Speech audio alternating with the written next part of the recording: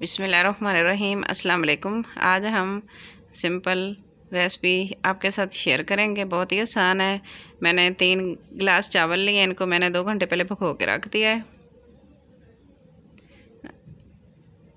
3 से 4 टेबलस्पून मैंने cooking oil लिया है, हाफ़ टी स्पून नमक, 1 टेबलस्पून सुरख मिर्च, 5 से 6 जवे लहसुन के इनको मैंने चॉप कर लिया है और 1 कप मैंने दही ली है।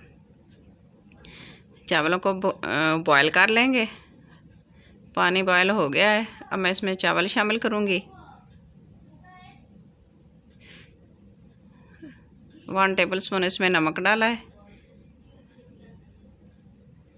चावलों को हम बॉयल कर लेंगे, अच्छी तरह फुल कुक करेंगे। चावल हमने बॉयल कर लिया और दम पे रख दिया है।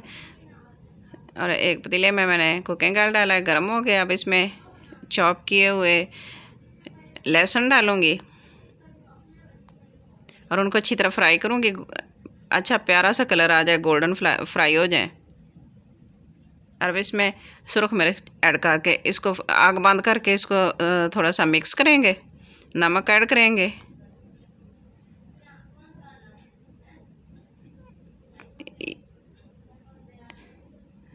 सुरख मिर्च हमारी तैयार हो गई है। अब हम इसमें डिश आउट कर लिया इसको। चावलों के ऊपर इसको 1 चम्मच इसका लगाएंगे सुरख मिर्चों की, और साइड पे हम इसके दही लगा लेंगे।